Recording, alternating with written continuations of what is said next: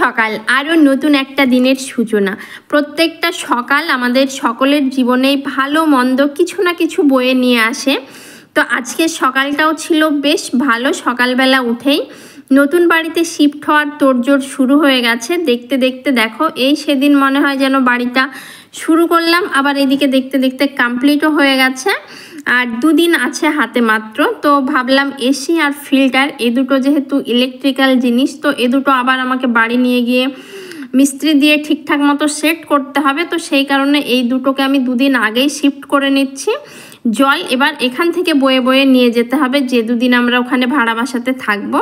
তো এই বাড়ি থেকেই জল নিয়ে যাব। আর ফাইনালি দেখো ফিল্টার আমার সেটও হয়ে গেছে। আজকে তোমার কারেন্টের কাজ পুরো কমপ্লিট হয়ে গেছে। দেখতেই পাচ্ছ আমার নতুন ঘর পুরো আলোয় ঝলমল করছে, সঙ্গে ফ্যান লাইট সমস্ত কিছু একদম ওকে। সেই সঙ্গে সঙ্গে কাচের কাজ কিছু বাকি ছিল, যেহেতু বৃষ্টি হচ্ছিল তো বাইরে আঠা ফাটা লাগানোর ব্যাপার থাকে, সেই কারণে কাচের কাজ কিছু পেন্ডিং ছিল। তো আজকে কাচের কাজ করে দিয়েছে আমার ডাইনিংয়ের মেন গেট। তো গেটের ওপরেও কাচ লাগানো হয়ে গেছে। আর লাস্ট যে কাজটা চলছে এই যে জয়েন্ট, তো টাইলসের জয়েন্টে তোমার হোয়াইট সিমেন্ট লাগানো, তারপরে ইপক্সি করা, টাইলসের যে কাজটা বাকি ছিল সেটাই আজকে করানো হচ্ছে। যদিও রাত্রি হয়ে গেছে, তবে আমরা একটুখানি রিকোয়েস্ট করেছি যেন আজকে কাজটা একদম কমপ্লিট করে তারপরে যাই। আজকে কমপ্লিট করে দিলে কি হবে বলো তো, সকালবেলা এসে ঘরটা সুন্দর করে মুছে, যেহেতু আর দুটো দিন সময় হাতে, তো আমি জিনিসপত্র বইতে শুরু করতে পারবো। এই কারণে কিন্তু কোনো জিনিসপত্র নিয়ে আসতে পারছি না, কাজ কমপ্লিট নেই বলে। তো সকালবেলা এসে আমি প্রথমেই ঘরটাকে সুন্দর করে পরিষ্কার করে মুছে দিয়েছি। আর তারপরেই চলে এসেছে তোমার মিস্ত্রি। এই যে কাঠের গেট, আমার যে মেন গেট ডাইনিংয়ে ঢোকার, সেই গেটটাও পুরো রেডি হয়ে গেছে। তো সেই গেটটাই নিয়ে এসেছে, আর সঙ্গে মিস্ত্রিও এসেছে। আর এই দিকে দেখো প্লাইয়ের যে গেট, তো সেই গেটটা না একটুখানি বড় ছিল, তো সেটাই কাটতে হচ্ছে। আর এইদিকে আমার ঘরের অবস্থা, আমি যে এসে ঘর মুছলাম কে বলবে বলো। আর আমি যদি জানতাম যে এরম হাল হবে, আমি কি সেধে সেধে আর খাটনি করতে যেতাম, বেকার হয়ে গেল আমার পুরো খাটনিটা।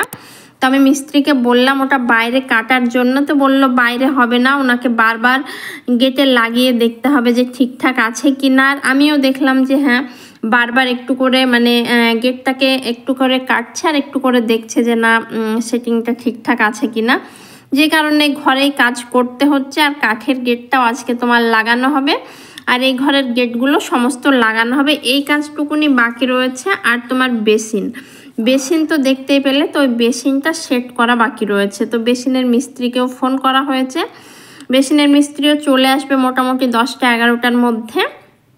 আর আমি যখন সকালবেলায় আসি তখন কিন্তু 2 ব্যাগ তারপরে বস্তা টস্তা যা ছিল সমস্ত ভরে কিন্তু যতটা মোটর বাইকে আনা সম্ভব নিয়ে এসেছি। এই যে দেখো এনে আমি রান্নাঘরে সাজিয়েও নিয়েছি। ওই যে তোমাদের বললাম, এসে সবার প্রথমে আমি পুরো বাড়িটাকে পরিষ্কার করে নিয়েছিলাম, একদম চকচকে করে নিয়েছি। তো এইদিকে দেখো রান্নাঘরে সুন্দর করে প্রথমে রান্নাঘরের জিনিসপত্রগুলোই আগে নিয়ে আসছি, কেননা রান্নার জিনিসটা ঠিকঠাক থাকলে মনে হয় যেন না চলে যাবে। ঘর দুদিন অগোছালো থাকলেও কোনো ব্যাপার না, বাট রান্নার জিনিস জায়গার জিনিস জায়গায় না থাকলে খুব প্রবলেম হয়ে যায়।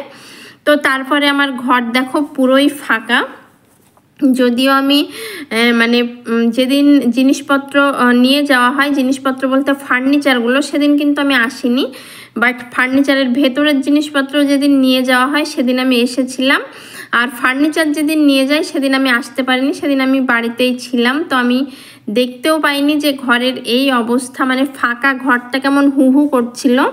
যেদিন আমি প্রথম ঢুকি এই ঘরে সেদিনও ঘরটা ঠিক এমন ছিল, আজ যখন ঘর ছেড়ে চলে যাচ্ছি তখনও ঘরটা ঠিক এমন।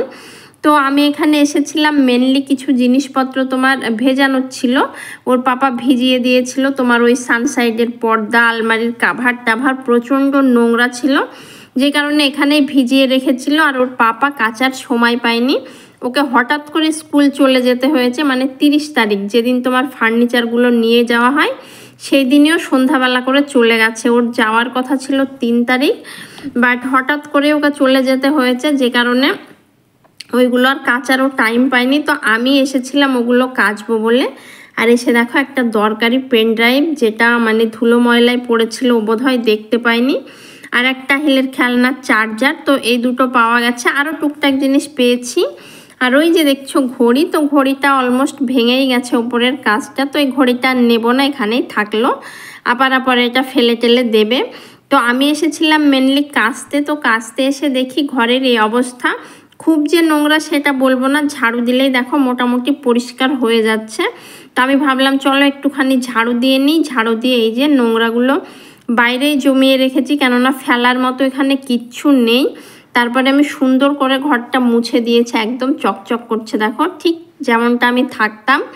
আর আমার মন কেন এত খারাপ করছিল জানি না, এই ঘরটাতে ঢুকেই না মনের মধ্যে কেমন একটা হচ্ছিল। যদিও আমি নতুন বাড়িতে, আমার নিজের বাড়িতে যাচ্ছি, মানে সেই খুশি তো রয়েছেই, তবে এর আগেও আমি দু একটা ভাড়া বাসা চেঞ্জ করেছি, এতটা মন খারাপ আমার কখনো লাগেনি, কেন আমি নিজেও জানি না। আর এখানে আমি পরিষ্কার করার মতো কিচ্ছু পাচ্ছিলাম না, বিশ্বাস করো, না আছে সাবান, না আছে সার্ফ, না আছে ছোবা, কোনো কিচ্ছু নেই।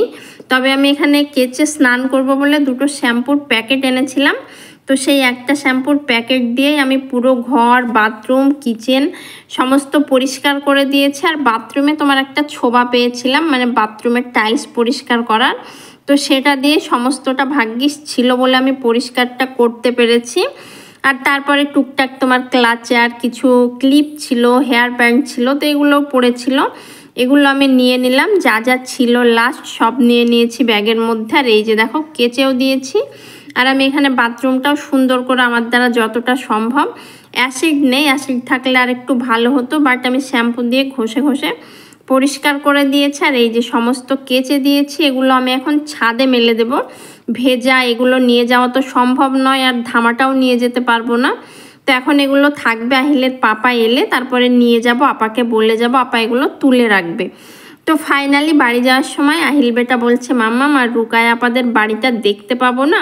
তো এই যে দেখো একদম আমার জানালা দিয়ে ওই সামনে যে বাড়িটা দেখা যাচ্ছে ওটাই রুকায়াদের বাড়ি।